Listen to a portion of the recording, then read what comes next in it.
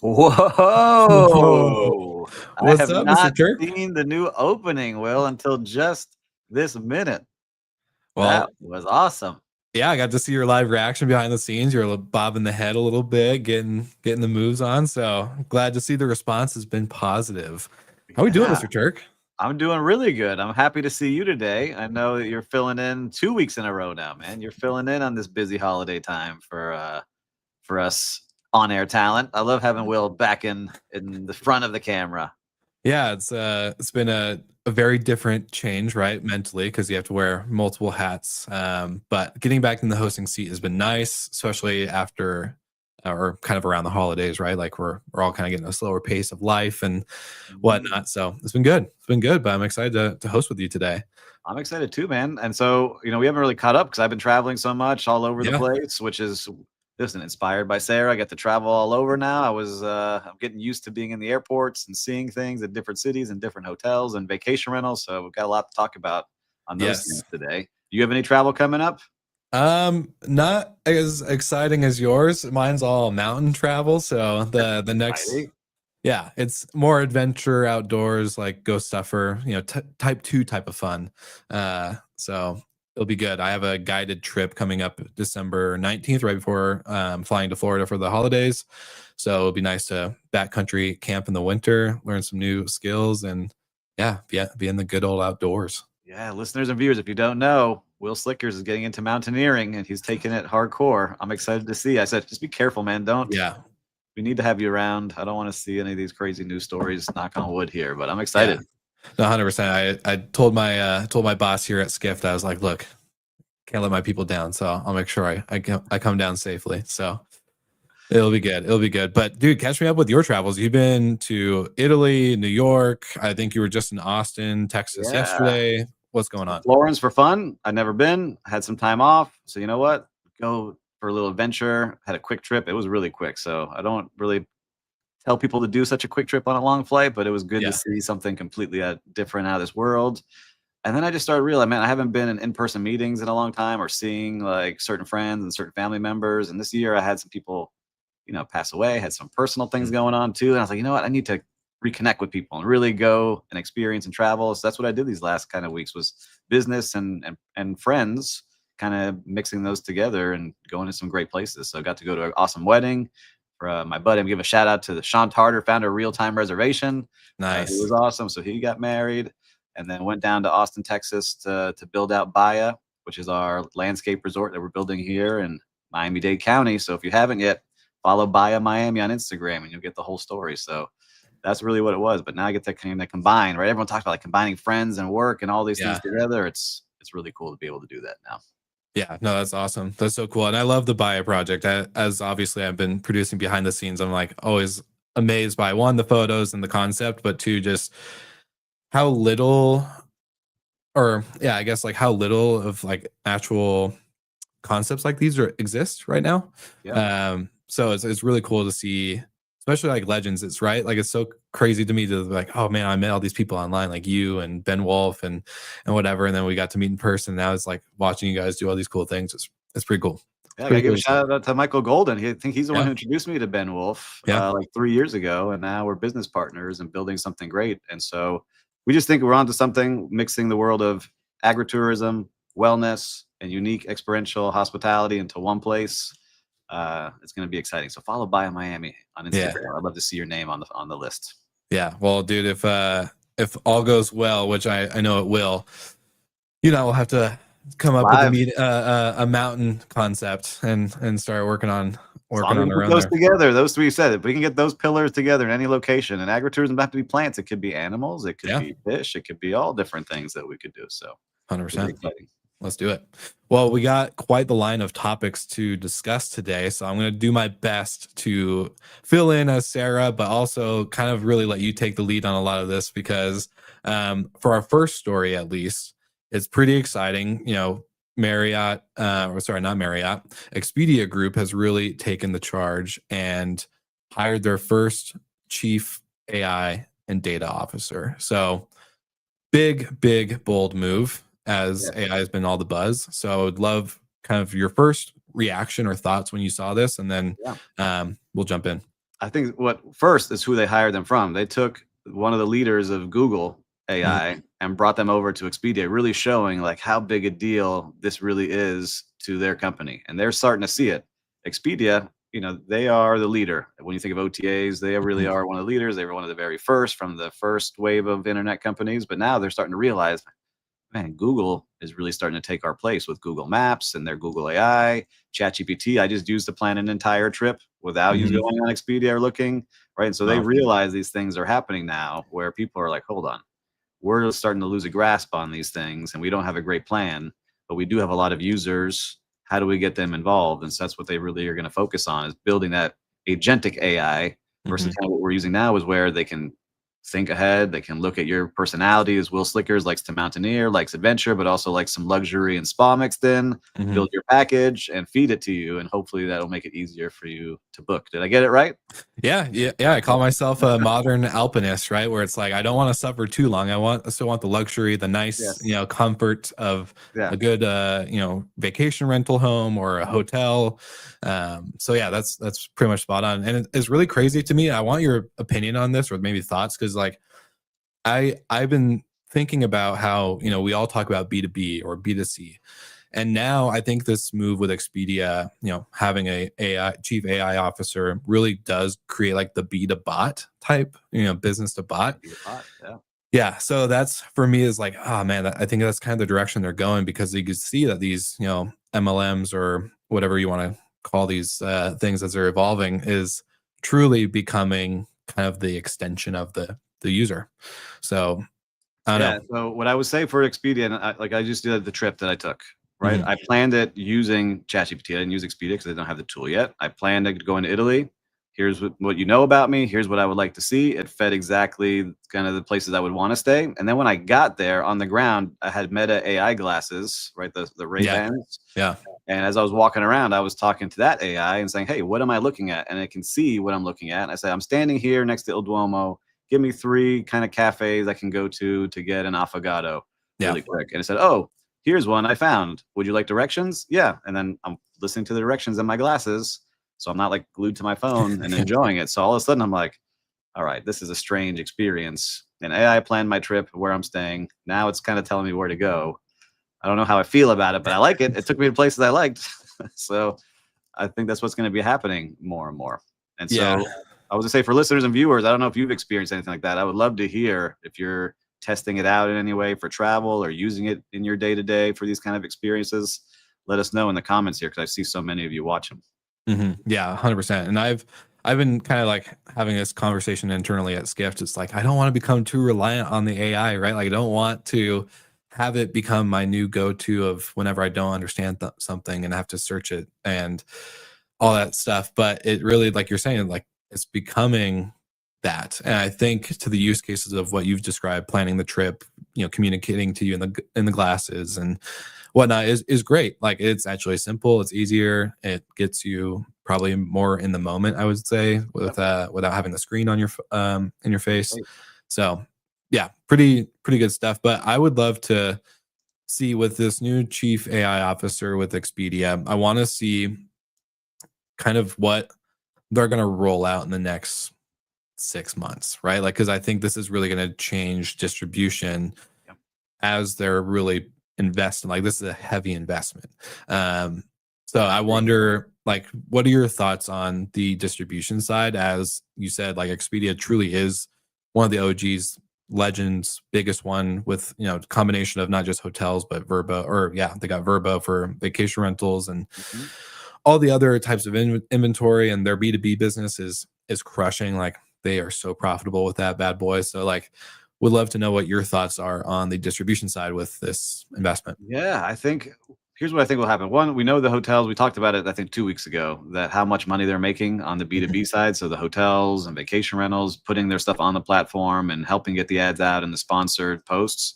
Mhm. Where I think this will really happen is on a kind of twofold. One, as a hotel, you can really say, here's the kind of clientele I want to go after. Here's where I want my sponsors to go to, or my sponsorship ads. Mhm. Here's, kind of the prototypical profile of a guest I want. And I think it will make it much easier for those hotels to lock into those guests that are not part of like the Marriott and Hiltons and the big brands that have their own AI that they're Yeah. working on. So I think that will help. On the other side, I think it's going to help a lot in group travel as well, because like if you and I and some of our friends all want to go to a place, we all have different likes and needs. Hmm. We can really kind of feed all this into hopefully their new planning AI tool that they're going to be building, and it'll start spitting out things for us, which, that's the hardest part of traveling. Like, where are we going to stay and where do we eat and how do we make group reservations and how do we get onto Will Slicker's mountaineering expedition as he starts leading them. So I think those will be the things that will really help, is just take so much information and make it so much easier versus someone spending 2, 3, 4 hours trying to book something for everybody. Yeah, I'm excited to see what they do with the social media aspect. I know they've gotten some partnerships with some social platforms, because we've talked about it on the show a lot. From Michael Goldman's obsessed about this topic, and I know you guys have brought this up. But the inspirational moments really are happening on social, Instagram, TikTok, even LinkedIn now, with pushing some video and more content like things outside of text. So it is cool to see that. Like, you're 100% right, but I want to see like how they use the AI and capture the inspiration. How do they get the AI to pull that data? How do they get that more personalized, hyper focused view, rather than, I feel like right now it's a lot of general AI. Like, it's very generalistic. So that's just my curiosity thinking out loud. But anyways, yeah, I think it's going to get harder and harder to see. Like, I could even see them having their own models going to these cities that are AI models. Like, I'm getting faked out left and right now. Like, I have to like triple and quadruple check certain things because I think I'm seeing something that's real, of a person in a city saying, "Hey, come check out this," and it's not a real person, right? Yeah. And it's connected to an affiliate account, leading to one of the travel websites. So when you book, that lead goes to them. So just interesting to see where this will all go. True. Well, enough of AI chat. On to the next topic. We have TSA to charge $45 to flyers without real ID or a passport. So I know you guys covered the real ID thing in the past, because that became mandatory in May. Mm-hmm. Yeah. So yeah, I was going to say, for me, that's weird for me even to say a lot, but I've been in over 10 airports in the last month, and there's signs up everywhere. And so if you're not knowing about this, when you get to the airport, they're making it in your face, ultra clear that you need to have it.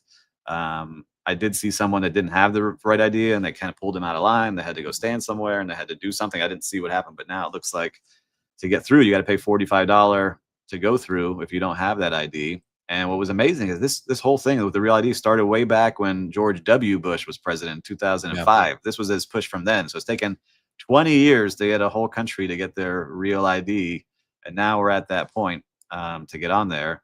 And I understand it makes it easier, safer, get on these things, get people through faster, which I do have to say, I was traveling at the busiest times during the Thanksgiving holiday in multiple airports. And TSA was on point. I didn't have to wait longer than 15 minutes. And it was the longest wait, and it looked long. It looked like, oh my God, I'm gonna wait here for hours. Yeah. But they got people through very efficient in those places. Because I was gonna talk about it today. I had to wait 3 hours in this long line, but you're prepared. You're prepared for the rant of like, oh damn, TSA. I was ready, and they got us through. Yeah. But that real ID, make sure you have it, or your passport, to get through. And now they're taking, I know you don't like this, but a lot of pictures of everybody everywhere. So pictures and video to get on the planes. Yeah, I will say to all of our listeners, because I don't believe in a surveillance state or all this, digital ID stuff. You can opt out.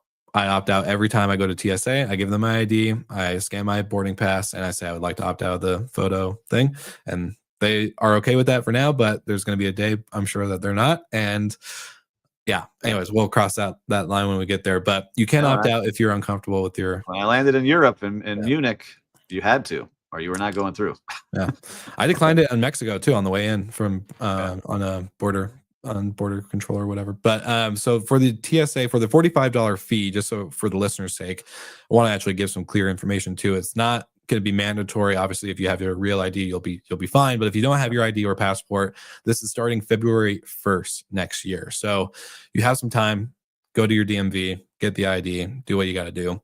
Because I think, and this fee also covers 10 days of travel. So basically, it's not every time you go in, go out. So if you have a small trip, right, like you can really maximize this $45 you're spending on top of your trip. So I think that part is graceful enough to give people some time, but also I know I just hate being nickeled and dimed. So if I'm paying for a trip and the flight was expensive and the hotel is expensive and then food and activities, and then you get, a $45 fee because you don't have the right ID, it's like, damn. Go get your ID. But what Yeah. they're saying too is that a lot of people, for whatever reason, are not getting those ideas. So people are using trains more. They're going on road trips more. But I'll just tell you, go get your real ID. Go make an appointment at your local DMV and go get your ID if you can. Yeah. What's so funny to me is like, it's a real ID, and all I did is add a little star on your driver's license. So I know, not a cool. big deal. That's what I didn't realize either. But Yeah. interesting.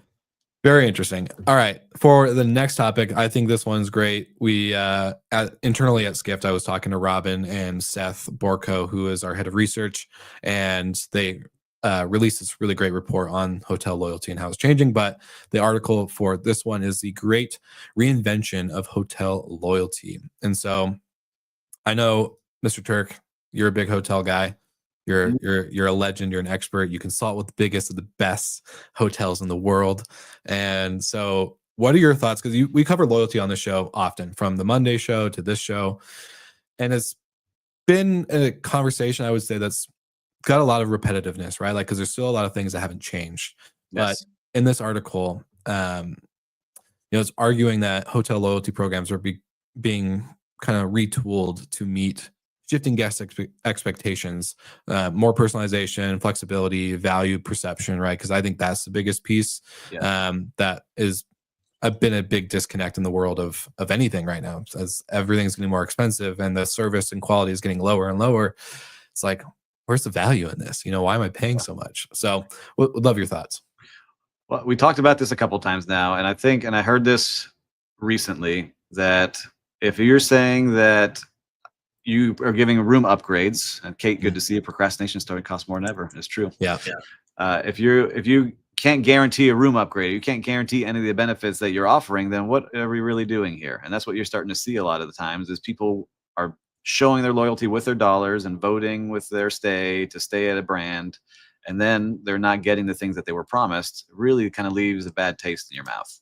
And I heard this term again. I was watching a movie, and this is an older movie called Up in the Air, where George Clooney says it's simulated hospitality, right? To get that cookie or to get this little thing, right? Because he wants those points. And that term kind of stuck in my head. I hadn't heard it for a long, long time. And that's what I think a lot of it has become, is just like, we're doing these things because we're showing you hospitality, but then you're really not feeling that love of hospitality or that care that we see. And I think that's where loyalty programs have to get to. And if they can use AI to learn more about me, and say, oh, we know that he likes these things in his room. He likes this type of temperature. He likes this kind of bed or these types of pillows. He likes a corner room usually. Let's get that for him versus a room upgrade. Get me the room I would like, or things in that room that I would like, I think is where it's going to start happening more and more. Yeah. We're testing those things out just locally in our, management company that I have here in Miami. We're starting to try to get as many of the comments that we get when people are booking and really use those to dial into what they want when they're staying with us. So they don't have to ask. And I think that's where the loyalty comes, is like, man, they really thought about me because I'm traveling with a kid, and that pack and play is here with some snacks for the kids. Or, I'm here on a golf trip and they got me some golf magazines and a cool golf themed amenity, right? There's like little things that you can do that I think go a long way, where it doesn't have to be just my room upgrade and an early check-in or late checkout that rarely gets offered unless you're booking with American Express, right? It's all those kind of things that I think matter. And so this will keep going on, and I will be loyal to certain brands.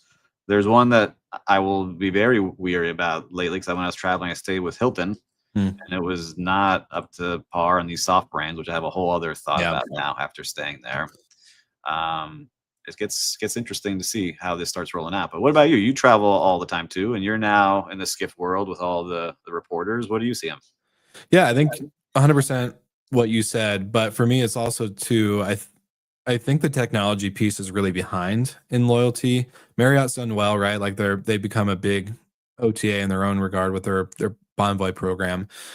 But it's like what you said. It's like, when I book a hotel, or if I book a stay and I put something in the notes and it doesn't get reflected in the actual execution of the stay, it's like, what's the point? If we're not doing that. And that's why I've always liked, Richard Walter from Muse, and how they kind of built that product to be more of a CRM, right? Like if I stay at a Baia property, but then I go to a Tangi property, and let's say obviously they're different brands, right? Like, so how is one brand going to communicate to the other versus, yeah, if you're using a tech like that, where it's more of a CRM, where I can book at any of your properties, any brand, soft brand, or the big, flagship, my profile travels with me. So my preferences go with me. And I think that is super important. So I think the tech needs to catch up, but I also think the staff, like it needs to come back to, like, I remember my front desk days like yesterday, to be You're the honest. first And experience. Yeah, you're the first thing that people experience at that front desk.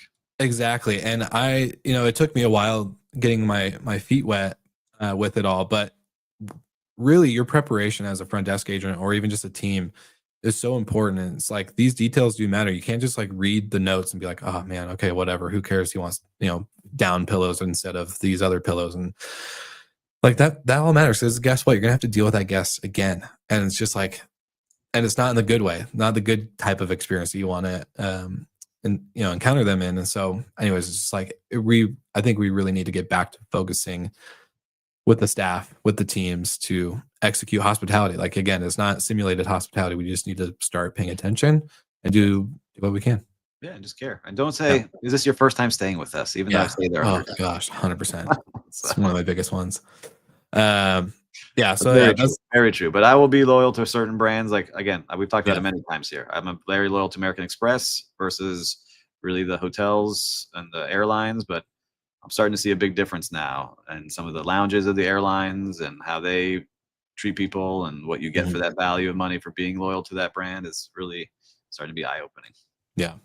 For our live viewers, I know Kate's watching and she's always been a super fan. I would love to your guys' perspective too, because yeah, like you said, I do travel a lot, but I haven't traveled a lot this year. It's been like Yeah, very been compared to the grinding last this year. year. So Yeah. yeah, so it's been more of a get grounded, have a little bit more peace in my life. Uh, Yeah, rather it than wears on you, man. yeah, it does. It does. Awesome. Our next story, this one I picked specifically because it's basically right in your backyard.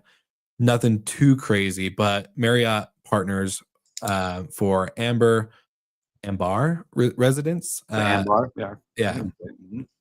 Mhm. So it's a resort styled residence right outside or right near Disney World.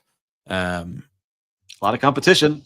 yeah, I was gonna say, what's the brand called that's it's in Davenport. I'm blanking. It's Like Reunion resorts there. You have a bunch of yeah. different vacation rental style things there. Yeah, I was gonna say, like, not the Encore, but it's like a Encore, Reunion, they've got a yeah, bunch.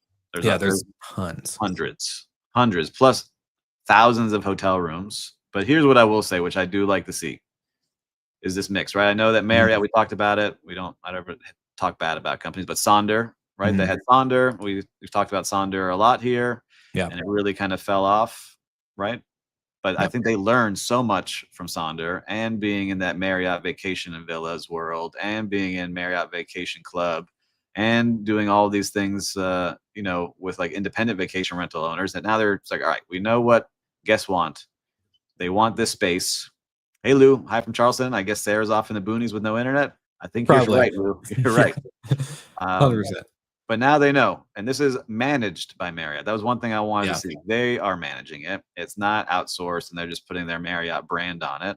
So that's what I think is going to be a big difference. Is in all the travels I've been doing, soft brand makes me very nervous now, because I've stayed now in a couple and they have not performed to the standards of that hotel, and mm, I just don't have the time to write a letter and be like, "Hey, man, they didn't meet your standards." But this is yeah, what matters. So you're going to get your space. You're going to have a restaurant. You're going to have the things that you want before you go hit the parks or whatever you're going to do in Orlando. Or if you're working in Orlando, you've got an apartment style place. But you got to compete now with the thousands of vacation rentals, resorts, hotel rooms of all different price ranges. But there's more and more theme parks being built. So I guess people want to travel that way. But what do you think? You got the Monday show, you got this show, you see yeah, it on both sides. But that's kind of my vision on it. yeah. I think it's more of the shocker for me is that it is Marriott managed, right? Like, they usually avoid managing their own properties like the plague. So, Mm. I don't know if that's due to the Sonder deal. Kind of the point that I made with Sarah last week was, um, as Citizen M got this new funding, it was really because obviously like Marriott owns the brand, but the Citizen M ownership group, the hotel ownership group of the actual properties, got this funding. It was like 680 something million. And it was because of the affiliation of that brand now being under Marriott due to their great reputation, right? They're a legendary company. They're, go listen to Business Wars podcast and hear like between the story between them and Hilton. Yep. It goes deep. But with a tarnish on their name, like with Sonder, the licensing deal, they left, and it could be all parties, right? Sonder and Marriott both are guilty of this, I think. But they left a lot of guests high and dry at properties and upcoming properties, and they're out of a ton of money. So I think I don't know if the management move of this new Orlando resort is because of that, but I think they do need to be wary of who they let run their flag. Yeah, 100%. I think they've learned a lot. Like they've taken a lot of information. They've been working on this for many, many years. They know now this is what guests want. They have so many millions of customers on their loyalty program that they can pull data on and really make decisions and see what people are doing every single day and where they're spending their dollars. So that's what's so important when you have that AI and that loyalty program and how they're building it. Yeah, it's pretty amazing. So I cheer them on. I hope it works because I think that's where I like staying more and more now, are these places that I know I can count on that are managed by true hotel companies. For sure, 100%. And before we move on to the next and last outrageous story, Kate says, I wish everyone who travels was required to work as a front desk agent at some point in time. It's so important. I feel the same about restaurants and wait staff, which I could agree. I don't think we could make everyone work front desk. I wish we could. But I think it's man, if you understand how chaotic it is behind the desk. I think just any service industry job where you have to serve someone is what someone should do. I just think that it's good for you and helps you build character, gives you understanding of all different kind of people, and also like how hard it is when things go sideways to recover and to give some people grace when it's happening in front of you sometimes. Like I see it. Yeah, exactly. But it's also I've become very much over time kind of the ladies and gentlemen serving ladies and gentlemen. Like we teach guests how to treat us by being a pushover or letting them, stomp all over us or cuss us out at the front desk or whatever. And for me, I've gone to the point, like, as I'm getting older, I'm like, yeah, that shit ain't gonna fly. So I think, teach the guests how to treat you with respect, give them respect first, but then obviously if things escalate, you can really, I think, put an end to a lot of bad behavior. As an executive of hotels, I've thrown many out of large resorts for behaving badly. So I was all about it. Yeah, 100%. More of that, please, in 2026. But this is a fun one. So we're ending the show with a little bit of a outrageous travel story. Sarah had this idea a couple weeks ago, and as I've been scrolling Instagram at night or whatever, I've been finding these crazy little stories. So I believe this was last week during Thanksgiving. Yep. 2 passengers arrested after allegedly breaking glass and running onto the tarmac to catch their flight as it was taking off. I love the video. Yeah, the video is hilarious. If you haven't seen it, it's just like I can only imagine, and I was picturing in my head like a movie scene, like this is John and Bob, and they missed the flight, they can't get it. It's like, John, I got a good idea, man. We're gonna smash this window. We're gonna jump out and chase the plane that's already on the move, and they're gonna let us on, man. And Bob's like, yeah, let's do it. And that's what it looks like. They just like we'll have no choice but to stop. Yeah, they're gonna let us on, man. I promise. And now they're in jail. Yeah, I was gonna say, look, I love the commitment. It's bold, it's committed, and I'm sure they're like, Mom is gonna be so pissed if we don't make it to Thanksgiving dinner. So we missed our flight. We can't keep missing our flights, Bob. But yeah, it's 100% just crazy to see what people are willing to do when they're in that travel mode. Like all societal norms just go out the window. They're just like, whatever. I just started watching people in these airports I've been sitting in. I'm like, man, you've just never been on Earth for a lot of people. Right. And then you see the others that are well traveled and they're like, all right, we're just all in this big space trying to get where we need to get to. But it's just interesting to see people forget what's going on. Like my last flight from last night, 2 women got into a fight because one nudged the other and got up in the aisle to grab her luggage and skipped in front of her. Like everyone tries to rush off the plane and big drama. And then the boyfriend and the husband started yelling and they kind of split it up. And Victor Ferry and I are just trying to get off the plane, man. Just let us off the plane. Those are the worst people, though, when the plane lands and they just start like jumping the line. It's like, oh gosh. Yes. That's when I really don't have the hospitality in me, and I want to start tripping people and really like cause a scene. But No, we can't do that. Okay, I can't be on the front page of skiff.com when people log in. So yeah. Anyways, good episode today. Thanks for letting me fill in for Sarah. I know it's big shoes to fill last week while you were gone, and big shoes to fill while Sarah was gone today. I didn't grab a quote of the week, but I would love to know, just with your travels, I don't have a real-time recap moment, but I know you must have something. So I have love something to hear. Yeah. I'm gonna do this. Usually I stay positive, but I'm gonna mix it today. So soft brand. I'll keep it quick. Went to New York for a wedding. You know, it's a holiday weekend. Everything's expensive. I book through at a Tapestry Collection by Hilton. Looks pretty good. I do my normal search of reviews, mixed reviews. I'm like, all right, well, I'm gonna stay here anyway. It's a Hilton. It'll be all right. I get there, 10:30 at night. No one's at the front desk. Security officer is standing in the corner on a speakerphone talking about the New York Knicks with his whoever, loud. And I just stand there. 10 minutes goes by, 12 minutes. Now we're at 15 minutes. And I say, hey, is there anyone working the front desk? Oh, she'll be back. She'll be back. I was like, anyway, you can call someone. I just want to get to my room.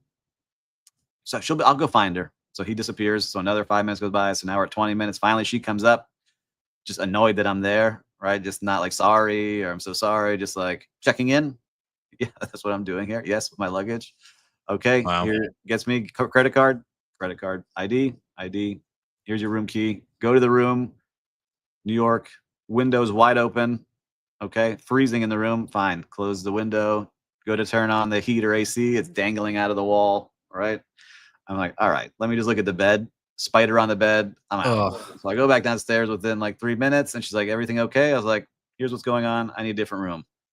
Well, I have another room, but it doesn't have towels. Then I'm like, okay. Well, can we get towels from another room maybe that's available? She's like, I have another room with towels. Let me put you in a room with towels. And then puts me in a room with towels. I get there, headboard peeling of leather with like little crystal headboard. I'm like, where am I staying? It's so late. I can't find anywhere else because I'm not in New York City. I'm like upper state New York. And that was just the experience I had there. I'm like, I can't believe this. This is awful. Went to sleep. But on the flip side, I was just in Austin, Texas, in a tiny town that my business partner, Victor, booked called Martindale, Texas. And he booked an Airbnb through Airbnb. And it was awesome. It was great. And the hosts were great. Everything was cool. So it just shows you can't really trust the big brands sometimes. And sometimes that one-off cool location in the middle of nowhere, Texas, beats that every time. So yeah, just interesting to see over basically 5 days, 2 trips, the 2 different worlds that you kind of run into. And through the tech, I felt cared for with the text messaging and checking in on us. And I left you this in the fridge, and I got you some coffee, and I left it here for you, versus the spider in my room and not happy to see me. So yeah, we all go through these things, but it's the interesting world of the evolving world of hospitality, of how all these kind of stays are changing and what you get for what you pay for. For sure. Well, I know all my coworkers now at Skift are probably not going to like this statement, but I've never had a good hospitality experience in New York. I think everyone's just angry and upset there. So I try to avoid New York, but obviously it's where a lot of our events are. And I've just, every time I've been at a hotel, it's like, man, what are we doing here? Paying a crazy ton of money for just angry service. But there's some good ones there. I'll give a shout out to my boys over at the Lowe's Hotels. I always had a good time there. And one thing I do want to do, maybe we can create at the Plaza Hotel. I want to go for the Home Alone experience at some point in life during the holidays. So yeah, we'll have to let us know. We'll come experience it. We'll have a lot of GMH trips coming up in the next year for some Skift events and stuff. So we'll get a Home Alone scene together. You know, do something fun. Love it. Well, I just want to say thank you to our live viewers, Kate, Lou. It's great to always see you guys, and thank you for. I know I'm not on this show often, so I always appreciate your support. When I see the comments come in as the live producer. So just want to say thanks to you guys. And of course, if you haven't already, for our listeners, like and subscribe to the show. Give us a good review if you like it. If you don't like it, just email me before you leave a review and I'll try to fix it. And yeah, what do we say at the end of every episode, Steve? Hey, stay hospitable, everyone. Like it. All right. We'll see you all next week.